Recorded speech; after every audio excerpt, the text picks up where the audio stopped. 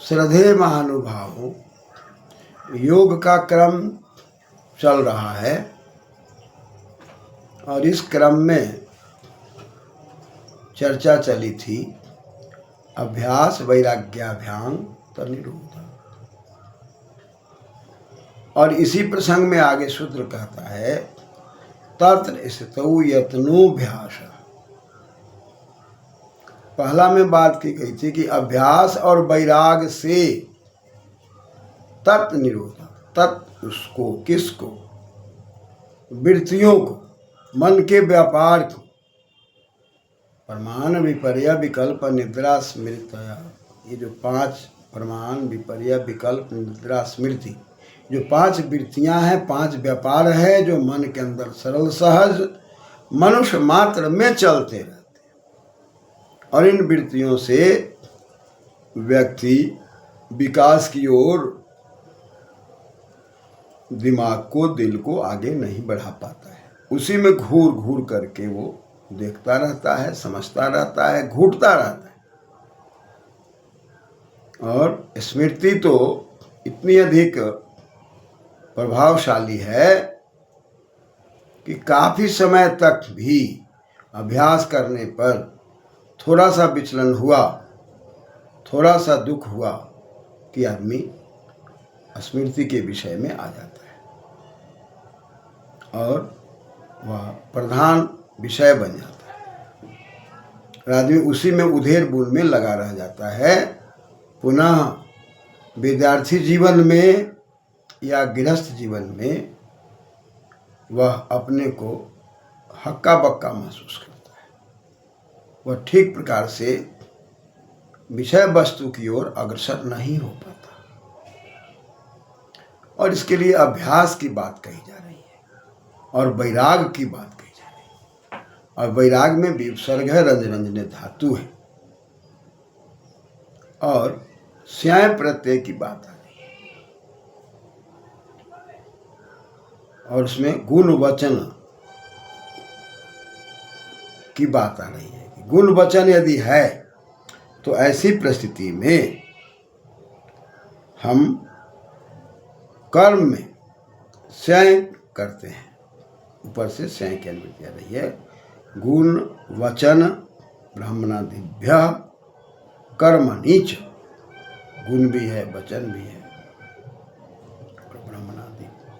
और ब्राह्मणादि शब्द भी है। तो ऐसी परिस्थिति में यहाँ गुण वचन है और गुण वचन के प्रसंग में स्याय लग रहा है और यह होकर के और पुनः आदेश की वृद्धि होके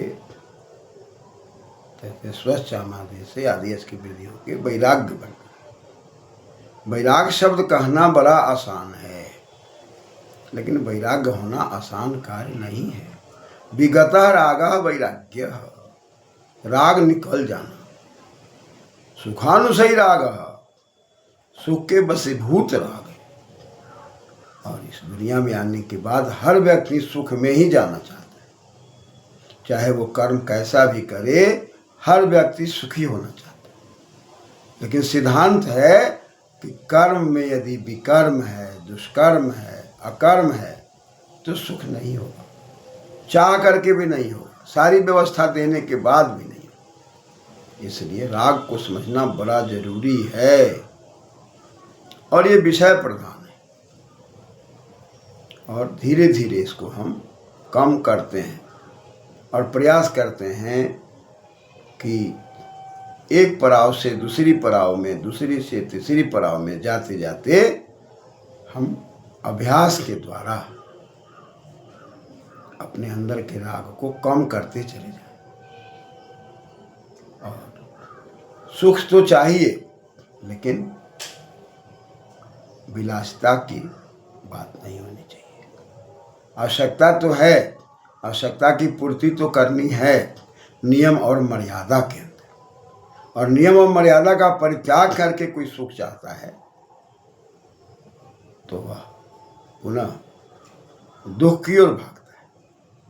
उसमें वैराग की बात नहीं आ पाती, मोह की बात आती है। मोह बार बार वैचित्र्य की अवस्था होती चित्त के अंदर चंचलता आती है, और चित्त की चंचलता हमारी हो या आपकी हो, वो नाश की ओर ले जाती, निर्माण की बात समाप्त होती है।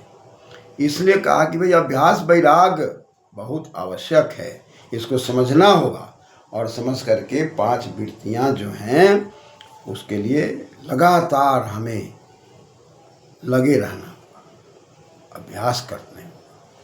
और अभ्यास में सतत है, अभी उपसर्ग है, असतत हुई होना, हमेशा सतत प्रयत्नशील रहना पड़ता है। तब ही हम इन वृत्तियों पर विजय प्राप्त करके टू द पॉइंट, जिस समय में जो कार्य करना वही कार्य करेंगे, पढ़ते समय में दूसरी बात नहीं सोचेंगे, रोड पर चलते समय में पढ़ाई की बात नहीं करेंगे, तब वह व्यक्ति एकाग्र होगा, और एकाग्र से निरुद्ध होकर के तब वह जो कार्य जिस समय में करना है ठीक उसी समय में प्रयत्नशील होकर के, और एकदम शरीर को निर्मल, बुद्धि को, विचार को पवित्र बना करके एक ही कार्य पहले वो करेगा जो वर्तमान में दिखाई पड़ेगा। तो कहा कि यत्र, इससे यत्नोभ्यास, यत्र जहाँ हम जाना चाहते हैं, यत् में सप्तम्यास तरल से तरल लग गया, जिसमें हम जाना चाहते हैं, स्थितौ, उस स्थिति में सप्तमी है, और अष्ठा धातु है, निरसन अर्थ में, रुकने के अर्थ में, अष्ठीव रुकने के अर्थ में, तो स्थि हो गया, और अंतिम प्रत्यय लगा दिया तो बन गया स्थिति। हम जो रुकने की स्थिति में होते हैं वृत्तियों से, तो हमको उसके लिए यत्न करना पड़ता है, और यत्न में यज याच बीच प्रछ रक्षो नंग से नंग प्रत्यय लग के यत्न बना, यतते यत्ना, प्रयतते प्रयत्न, प्रयास करना होगा, पुरुषार्थ करना होगा, खान पान को इतना पवित्र बनाना होगा ताकि शरीर में आलस न रहे, रोग न रहे, तब हम यत्न करेंगे।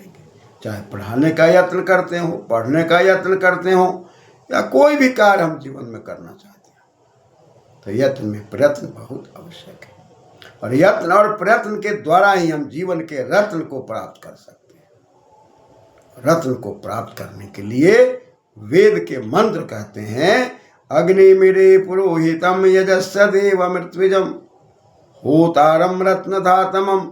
जब तुम समर्पित होते हो तो रत्न को धारण करने वाले हो। रत्न को धारण करने के पहले हमें यत्न करना होगा, प्रयत्न करना होगा, पुरुषार्थ करना होगा।